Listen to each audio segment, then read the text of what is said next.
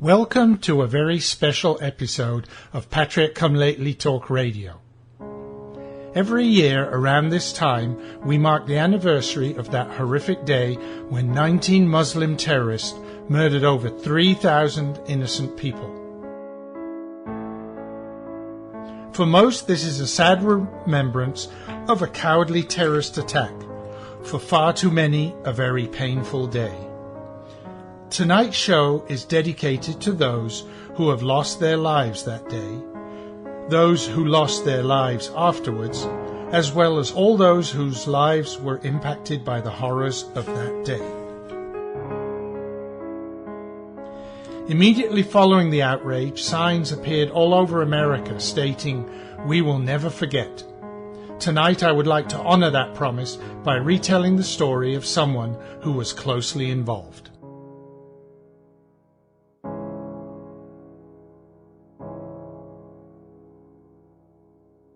And good evening there to my live listeners. Hello to those of you that are listening to the recording at other times, whenever, wherever you may be. Want to thank you for joining Patrick Come Lately tonight on this very special episode. Tonight we're talking about 9/11. As the intro said, 2 days ago we celebrated the remembrance of that day. And so much has happened in the last 10 years that our memories tend to dim, and there are forces out there who are trying to dim our memory. And what I wanted to do tonight is not a lot that I can do, but I felt that perhaps just helping to keep that memory alive would be one way to help honor all those that lost their lives, not just on 9/11 itself, but there have been so many affected by losing their lives, by losing family, and just all the negative effects of 9/11. And the way to honor it would be to go back and listen to that. So would like to talk about that. And to do that, I want to introduce someone that I got to know about a year ago, and I didn't realize it, but I found out slowly that he'd been with the fire department of New York, and he'd been there on 9/11, and slowly but surely managed to prise a little bit out of what happened then. And I finally asked him if he would come on the show. This is very difficult for him, and I really appreciate him coming on tonight, because I know it's going to bring up a lot of memories for him. And when we've talked, he's sort of indicated that's always been a very difficult issue for him, and he's had this invitation from others, more illustrious people than myself. And I see that John, that's going to be my guest tonight, is actually has dialed in, so I'm going to bring him in a moment. I know he'll be listening along on the phone line there. But John will be the first to disagree with me, I know, but I do want to say that I think John and many of his colleagues, they are in some ways as much heroes as those who we really count, the 343 fire department people that lost their lives, all the police and the Port Authority people. We count them as heroes, but I think John and people like him were heroes as well, because it was a difficult day, and I think it was very difficult to send people into what they were doing there, and I think a lot of the people on the ground who were not affected probably didn't want to, would have wanted to go in themselves, didn't want to send others. But they had a job to do, and they did their job, and some were lucky and some were not. And so I'm going to bring John in now. John, hello, are you there? Yes, Stefan. How are you? Very good. And as I said in my introduction there, John, thank you very much for joining us tonight. I know how difficult it is for you to sort of bring up these memories, but as I said, hopefully, after 10 years, this is one way that both of us can honor those that fell that day, and as I said, also afterwards. And I'd like to talk about that a little bit later, but Sure. First of all, can you give just a little bit of introduction of yourself, John? What were you doing at the time? What was your job? And then we'll kind of lead into the day itself. But what were you doing at that particular time, just before that fateful day? Okay, I do have to say something first. That Yes. You are right. I do disagree with you as far as being a hero. Most of us were there just doing our job, and in my opinion, the heroes are the people that are no longer with us, whether firefighters, police officers, civilians. Everybody stepped up that day, and you hear many, many stories about civilians helping each other where they could have left and saved themselves, but they stayed behind. And I always say the best you'll see out of people is in an emergency, and we witnessed it that day. But that being said, I appreciate you having me on. And going back to September 11th, I was a lieutenant on the fire department that day. I had worked the night before. September 11th is my birthday. So that morning I came down from my office doing some paperwork, and I had realized I looked at the TV and saw the Trade Center burning. So a lot of things ran through my mind. At that point, terrorism wasn't one of them, but saying, "Wow, there's going to be a lot of guys hurt today," and just from the size of the fire, the amount of floors that were burning, and having worked in Manhattan after I was promoted, realizing at the Trade Center, if we had one full floor of fire, we wouldn't be able to put it out. So the water supply wasn't enough to put one full floor out, and you think how many floors we had burning. So I knew that wasn't going to work. But we watched it unfold, and the company I was with, they got called into Manhattan. Shortly afterwards, we got called in, and it's difficult. I mean, this whole weekend was difficult for many, many people. I would say most people.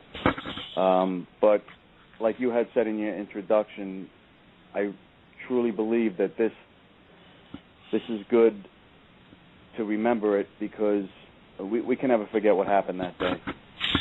Just the acts of heroism, selflessness. It truly, truly amazing by everybody that was down there, and it's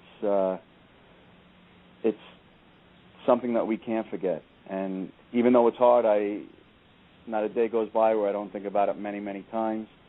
But this is something that we can't forget. But getting back, we got called into Manhattan. My company was supposed to replace another company that was there. On the way there, I called the dispatcher and basically told them we were a couple blocks away, and they said remain in service. So that's what we did. And at that point, the first one fell. And then we regrouped from that. And when I got back in the rig, we had a ticket to go to West and Vesey. So that's what we did. We turned around, went down to West and Vesey, and I remember telling my guys, just don't even bring any hoses, because we're not putting the fire out. We're just going to try to save as many people as we can. Yep. It's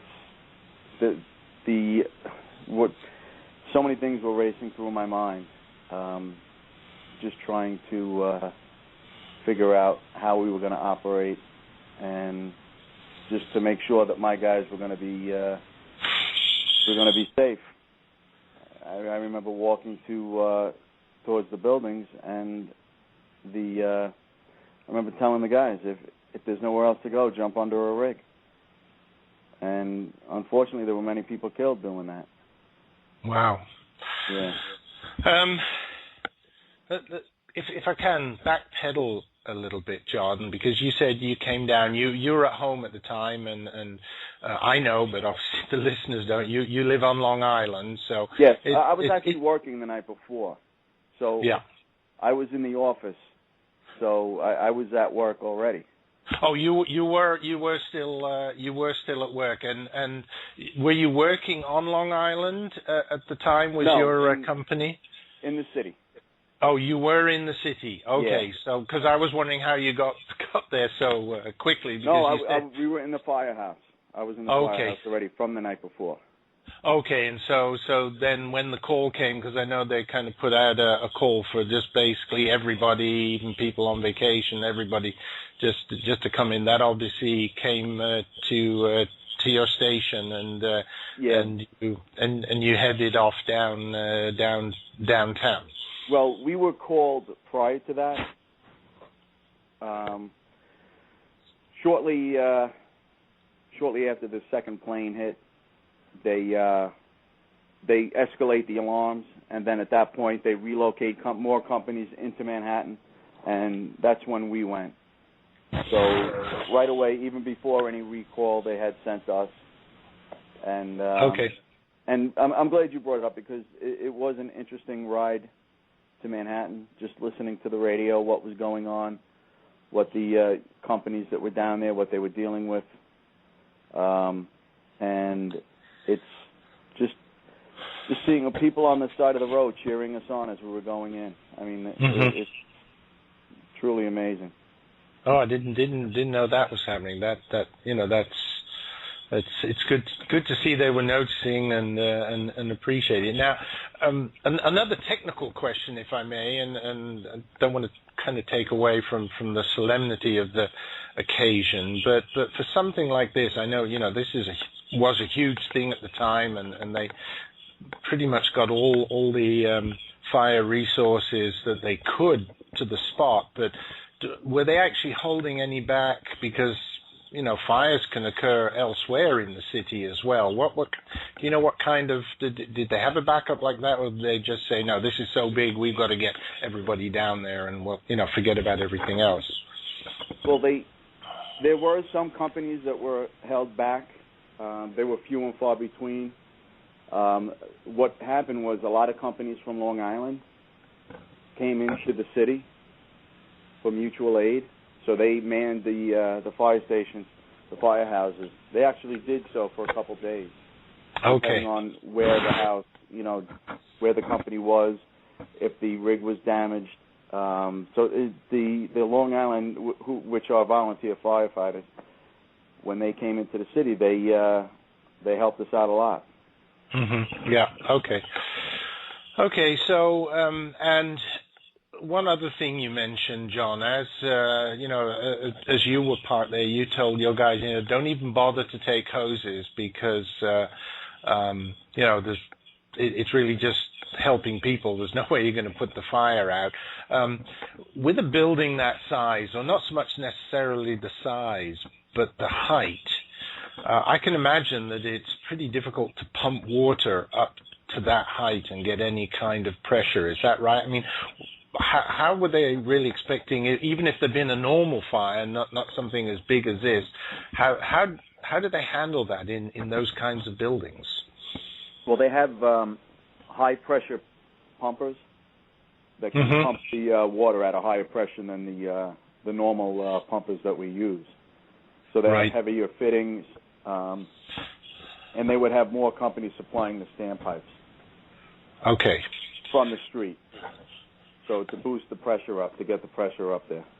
Yeah. So for a let's say a fire on the floor, somebody drops a cigarette in a wastebasket or something, you could probably get enough pressure, water high up, even on the higher floors to effectively put out the fire. Is that right? Yes.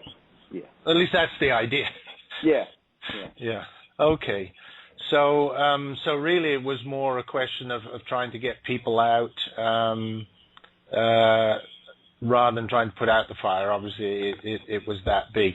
But you arrived, you said, as the South Tower, the first one that went down, came down. Was there not an idea in your head, well, if that one came down, the other one can come down as well? Oh, without a doubt. I saw it was interesting because I saw the South Tower start to go, and I saw the effects of the floors pancaking on each other and then just blowing out at the lower levels.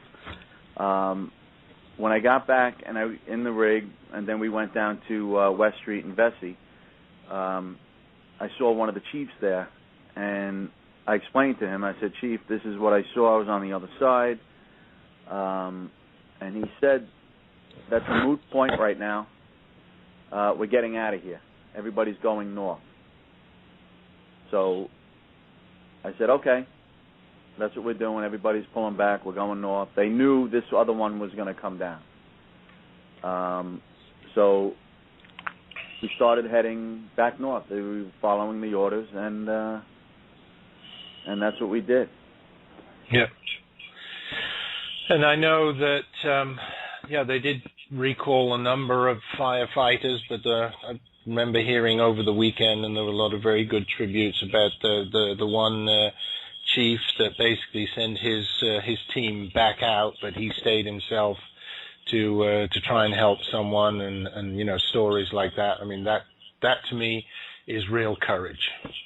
Oh, there's so many of those stories, and that things like that happen every day. At fires, guys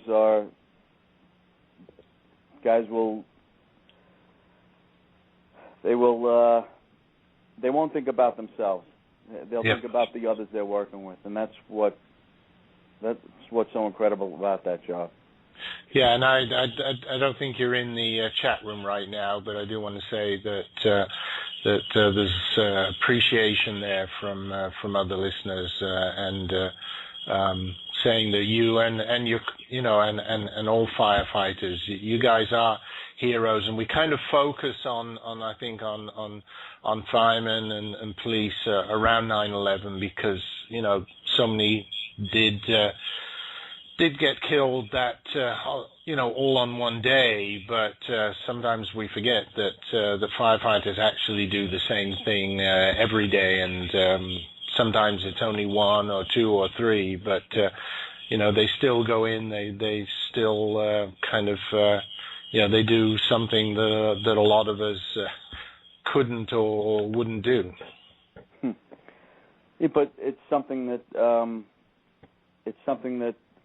we love to do. Yeah. You talk to almost every fireman, this is what they live for. They love to help people. They love going to work. They want to be going to fires to help people. And it's just something that it's in us. This is what we enjoy doing. Yeah. So, you're there. You've seen the first tower come down. The chief, the commander that you've come across at that staging point said, "Okay, we're moving away because we know the other tower is going to come down." There wasn't very long between the two towers coming down, in the timeline. So after the second one came down, what did you guys do then? Well, after we got the order to pull back, as we were walking north on West Street, I ran into another lieutenant who I knew, and I explained to him, I said, they're pulling everyone back, and he says, I can't find my guys. So I said, all right, but, they're pulling everybody back. And he says, no, you don't understand. I lost my guys. I can't find them. So he was going back. And I said to him, all right, I'll go with you. So at that point, I turned to my guys, and I said, just go north on West Street. I'll catch up with you later. And at that point, I turned around to walk with him, and I pretty much said to myself, what did I just do? But the thinking on the fire department is you're not going to leave one of your brothers. And that's what it is. And as I started walking towards the North Tower, I just happened to turn around again, and one of my guys was with us. And I told him, I said, listen, I told you to go north. It's an order. And he says, I'm not leaving you. And we stood there for a bit, going back and forth, and eventually it turned into a yelling match, and then a shoving match, and he wouldn't leave. So I said, all right, let's go. And we were walking towards the North Tower, and then I heard this noise like a jet engine, and looked up and saw the antenna coming, the top of the building coming, and we just took off.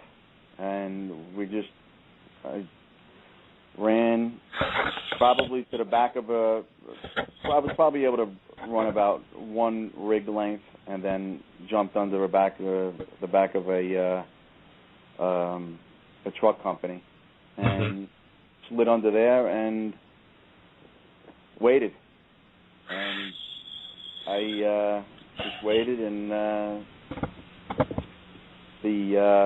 you could feel all of a sudden the rush of air, and it got worse and worse, and I covered my head, and everything turned black, and it was a pretty unbelievable experience. They say you relive your life, and pretty much that's what I did, thinking that this is not how I want to die. No. But I couldn't even tell you how long I was under there for. And the ironic part of it is after the noise stopped, and you could hear feel the rig shaking, it was being hit by stuff, and after that calmed down and it started to subside, it got a little lighter out, the dust was starting to clear. I got out from under the rig, and now I'm looking for my guy who was with me, who was nowhere to be found. So now my priority at that point was to look for him. I knew my other guys were safe, but I had to look for him. Okay, then, now... go ahead, I'm sorry. Yeah, no, I'm going to jump in here for me. Let me just put in a quick station ID, and then let's come back to this, and I'll let you get a breath as well, John. So okay. We'll just take a 30-second quick break here, and then we'll be back. Okay.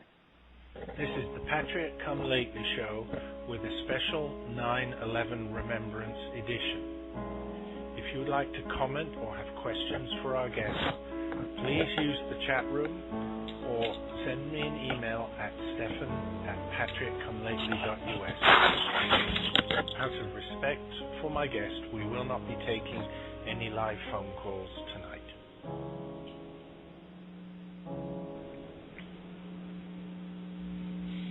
Okay, we're back there, John. So you've before we talk about going to look for your man there, John.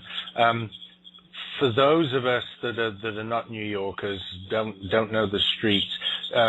How far away were you from the actual foot of the North Tower when it came down? Well, the North Tower,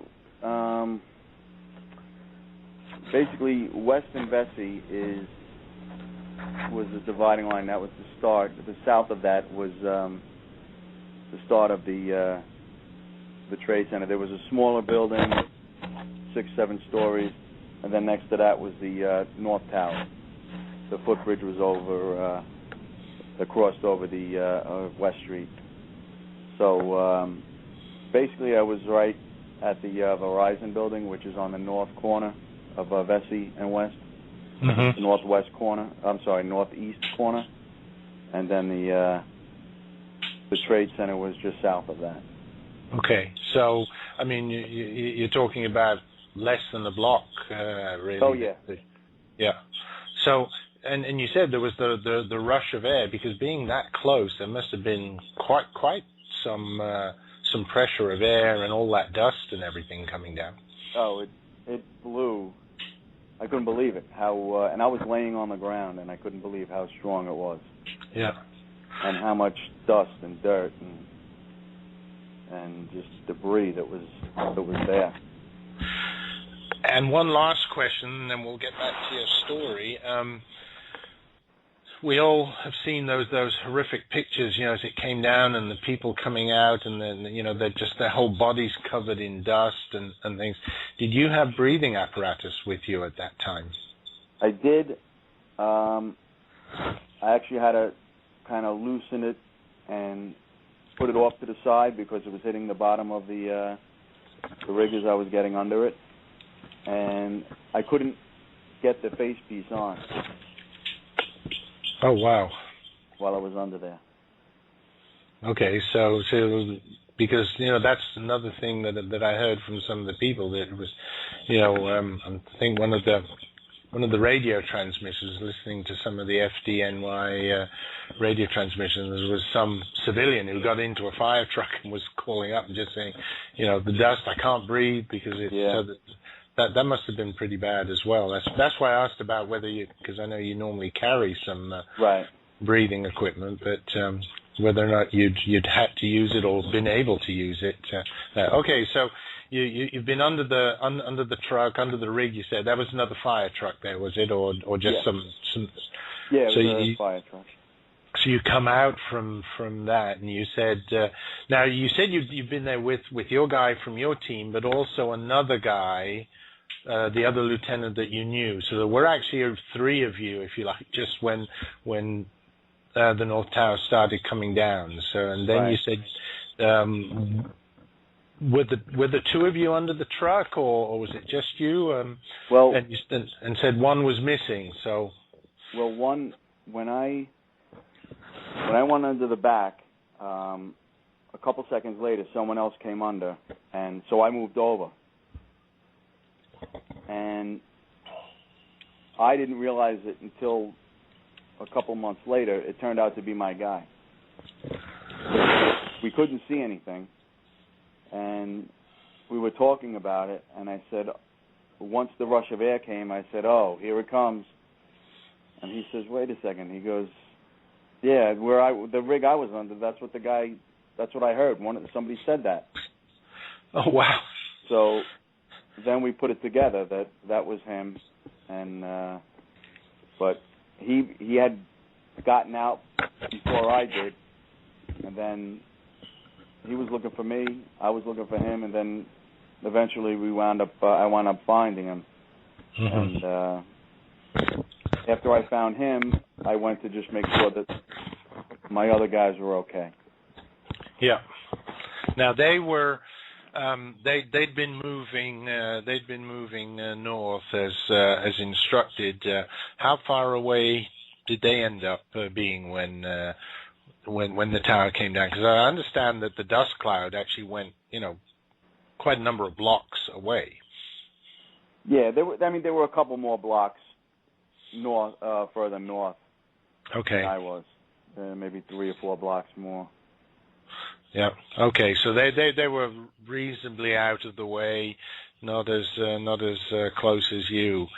Wow. Now, and my question earlier, there's you and your guy, but what about the third guy? Do you know what happened to him?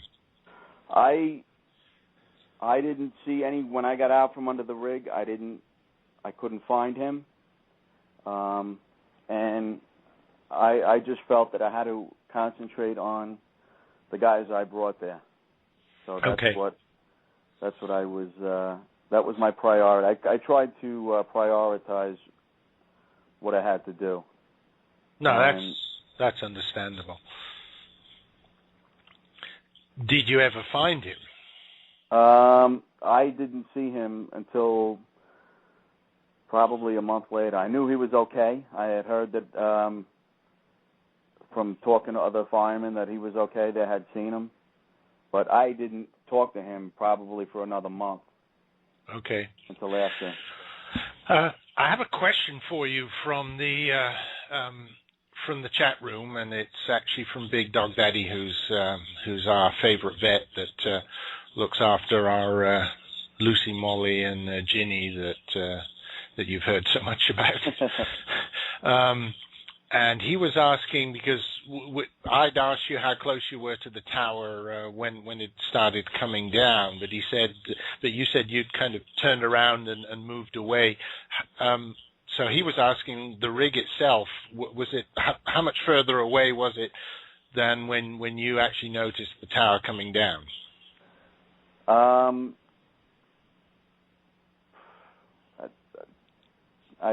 was able to run probably one rig, and then got under the back of it. So okay. Oh, just that. So the rig was basically where you were when it started coming down. Yeah, the back of the next rig. I was probably able to run about one full rig, and then I figured I'm not going to outrun this, so I better just try to protect myself somehow.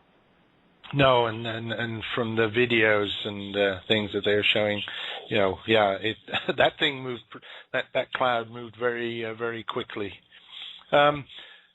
Being that close, in addition to all that dust that seemed to be coming down, was there much debris? Yeah, I could hear it hitting the rig. When I got out from under the rig, the front of the rig was on fire. It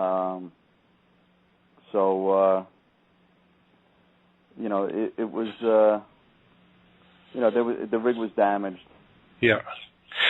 You said the rig was on fire. Now that's an interesting question, because I would imagine, although I know there was a lot, obviously the floors were on fire as it came down, you would expect with the kind of the speed that building came down, that it probably would have extinguished any of the fire that was actually in the building, or is that not true? I mean, you're a fireman, so no, there were pockets of fire. There were? Yeah. Okay, so because you think and you were saying the air pressure and everything, so you kind of imagine it's like a big wind, and while wind can fan the fires, I was thinking, it'd be such a wind that it would more likely blow it out than feed it. But you're saying that there were pockets, were there? Yeah, and it's kind of ironic. I was doing whatever I could, and I was trying to stomp out the fire on by one of the tires with my feet, which was kind of futile. So I just moved on. Yeah. But we're trained to do certain things, and having never been through anything like this before, you fall back on your training, and then you have to regroup and say, "Wait a second, this is ridiculous." Okay, so you come from out from under the rig. You're looking for your guy. As you said, you found out later you'd both been under the rig, and then you head back to find the rest of your team. Correct? Right. Then what happened? I just had to sit for a minute, and the only thing I could think of was now the other company from my firehouse. They were there before me, and what's going on there? So then I went to go look for them, and I went back to the site and started looking for them. Now, there's not just you, of course, because I imagine there's a lot of other firefighters, police. I mean, once the building came down, did a lot of people go back there and start looking? What was the scene? Yeah, well, we pulled back a lot of, right after it happened, there was a lot of disbelief, probably shock, and some guys just trying to regroup in their minds, of what just happened. And so after just sitting there and just trying to take it all in, then it's like, okay, we got to go back to work, and then and that's what it was. And of course, then it was an attempt to it was a search and rescue attempt, and there were a number, not a lot, unfortunately, but there were a number of very lucky people who did manage to survive the collapse and that were able to be pulled out. Now, you'd been working all night, you said. Right. How long did you end up with this search and rescue work? I mean, how much longer did you go through that day? I stayed there till 2 o'clock that morning. Wow. So you were pretty much working, I'd say, 24 hours or more. Yeah, I started 6 the night before. Okay, wow. And then we got down there in the morning, and then we just stayed. We stayed as long as we could. It's interesting throughout right after the second tower fell.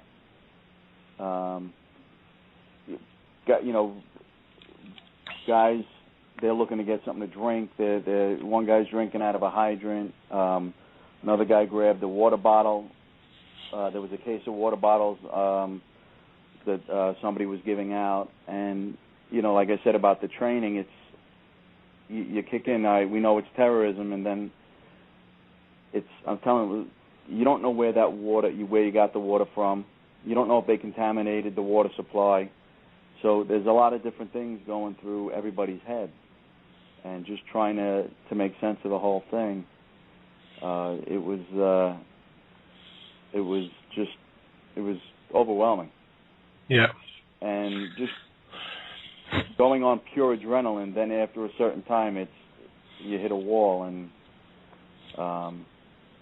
we had to. I just had to get a couple hours rest and then go back and just try to figure out what's going on. Yeah. So so you go back, you get some rest, and then you come back. If I remember rightly, again from what we saw on TV, just masses of people there sifting, moving the rubble, trying to find if there any more people. How many days did you do that, John? Too many. Actually, the next day, when I went back to my firehouse, they came out with a list of who was missing. And the company where I worked as a fireman before I got promoted, the whole company was missing. Wow. So I felt the best thing for me to do was go to that firehouse and see what was going on with those guys. Mm-hmm. So that's what I did. I stopped over there, and a couple of chiefs were there, and they were talking to the guys, and just trying to piece together what was going on, and just do the best we could. Yep. Oh boy, that must have been very difficult. It was because I went out of I came from Proby School, which is a fire academy. I went to this firehouse, and a lot of great firemen were there, and all over the whole fire department. They lost so many guys that day. Yep. But and that's, like I said at the beginning of the show, one of the things we we have to remember, what a tremendous sacrifice that was, both for individuals, but also things like a whole firehouse going. I mean, that's we have to remember that, and we have to keep that alive. I'm going to take just another 30-second break, just slip in a quick station ID in here again, John, and then we'll come back. And I'd like to talk a little bit about now, kind of the months after and the years after next, and, the whole thing about the first responder and the health and these bills that they got passed, etc. Let's talk about some of that. Okay. This is the Patrick Come Lately Show with a special 9/11 Remembrance edition. If you'd like to comment or have questions for our guest, please use the chat room or send me an email at stephan@patrickcomelately.us. Out of respect for my guest, we will not be taking any live phone calls tonight.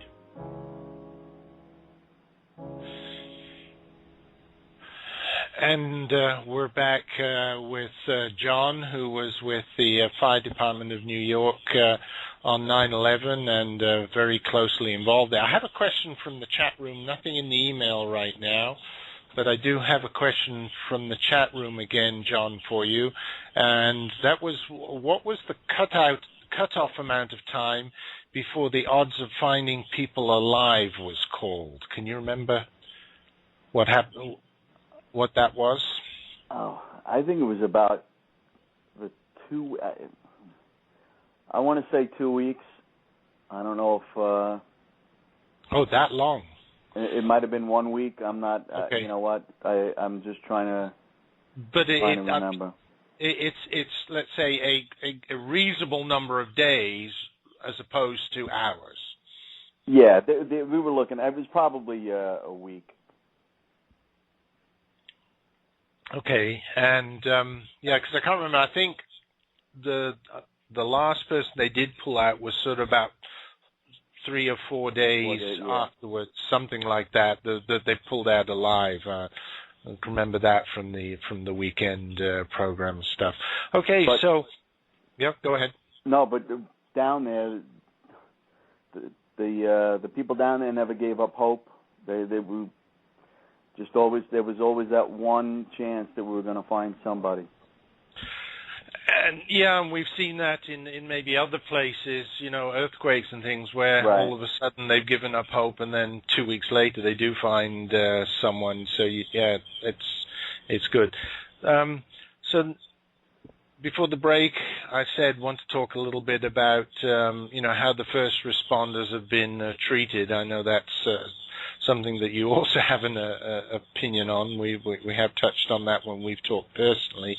But share with my listeners, I mean, we know that they did finally look after supposedly some of the health care, but then more recently we heard this thing that they were saying, well, they didn't think that the cancer deaths were higher than normal, and so that wasn't going to be covered. Things, and it kind of sounds like they're not really treating you first responders the way they should be. Well, the fire department is doing, I believe, a good job with treating the firefighters. The other agencies, the police department, and other workers, construction workers that were down there. I don't really have a lot of knowledge with that. The way I look at it is when we were down there and the governor from New Jersey said the air quality is fine. Mm-hmm. That was ludicrous. That everybody down there knew the air quality wasn't fine. Right. But that wouldn't have changed anything. No. For her to come out and actually say that, it does cause a problem, because maybe in the back of somebody's mind they think, well, they're telling me it's okay.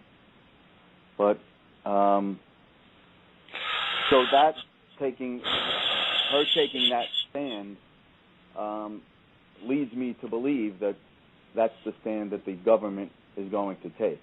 Yeah.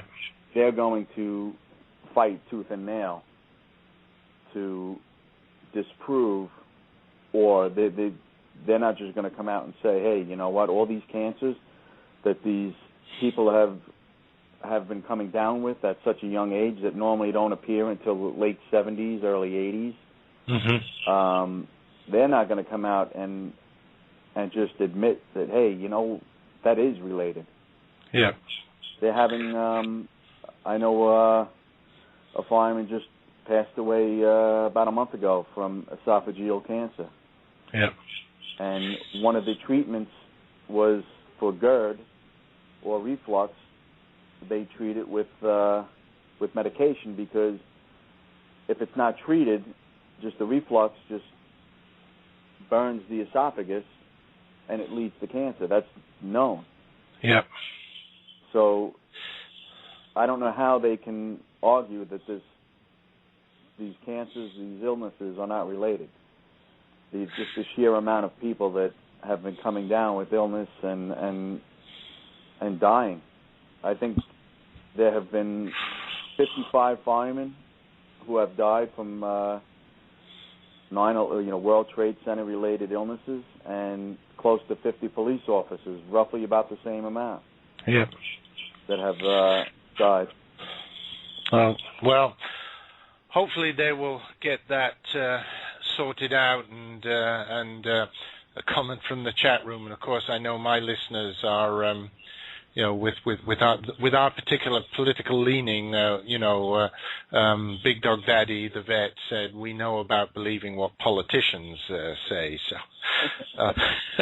yeah. One thing I noticed, there was a sort of leading up to this weekend, I noticed somewhere someone's made a call to actually make 9/11 a national day of remembrance, so maybe a national holiday. What are your thoughts on that? Do you think you and other firefighters think that's a good thing, or do you think it draws too much attention, rakes up too many memories? I think it's. I personally think it's a good thing. Like I said, my standing is that we can never forget what happened that day. Yeah. And it's. I have a different mindset because of what I did for a living. Yeah. My whole thing, I used to tell the guys at work, complacency kills. Even just going to fires, if you get complacent, you're going to get hurt or killed. And that's my take on this. We have to remember, and we have to be prepared.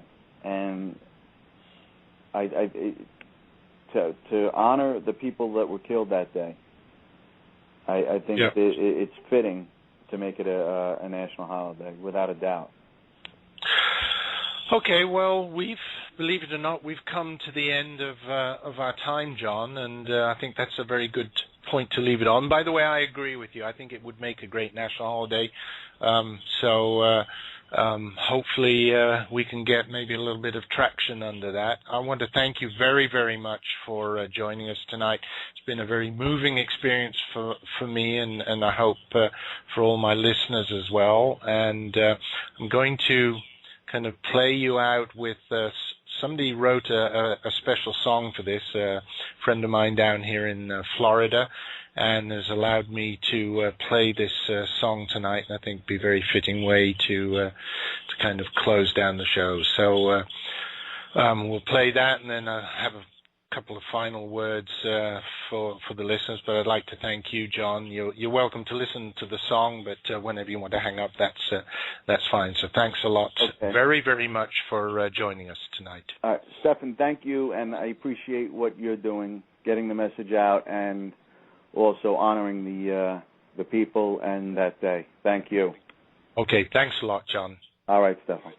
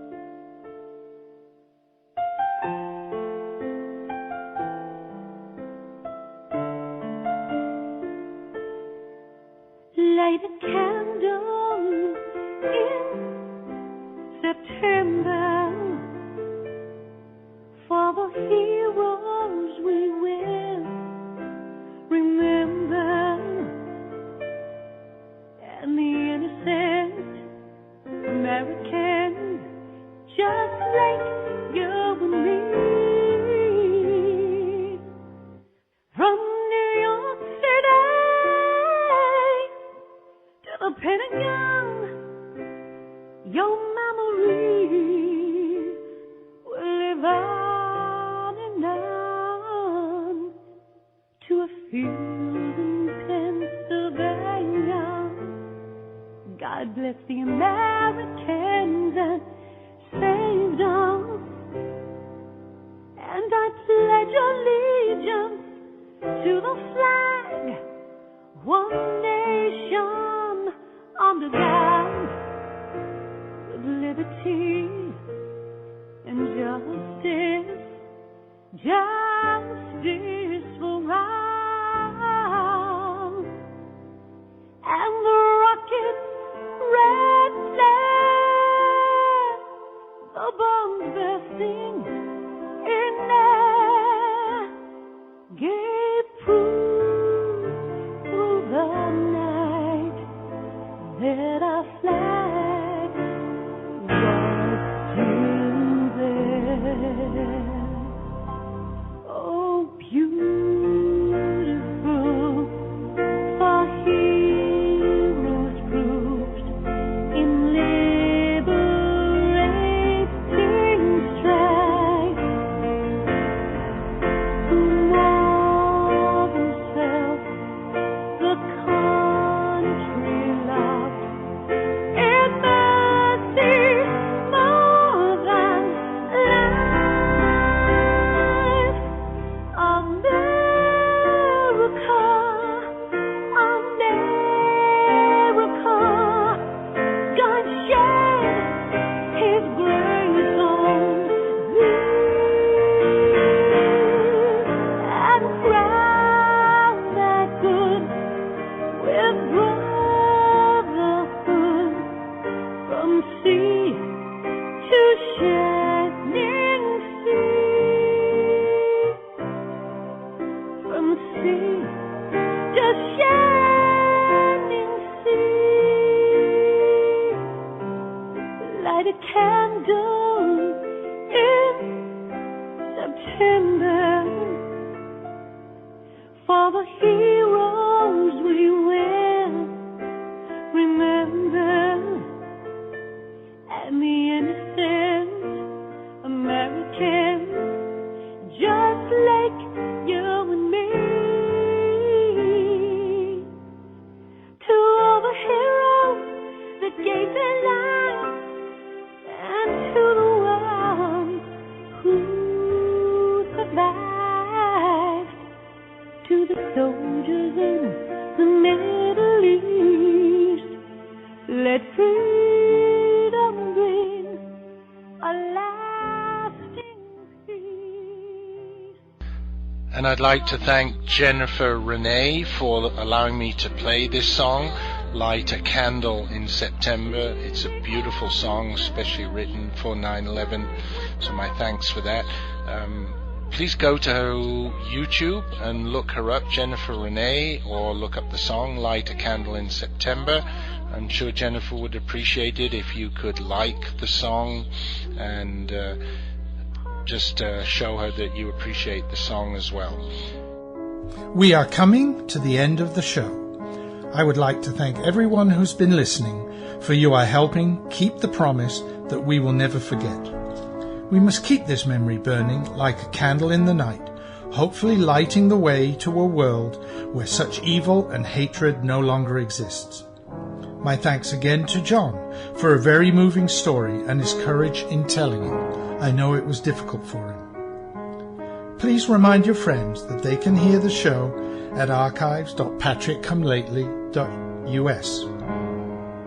Ta-ta for now. See you next week, same time, same place, and God bless America.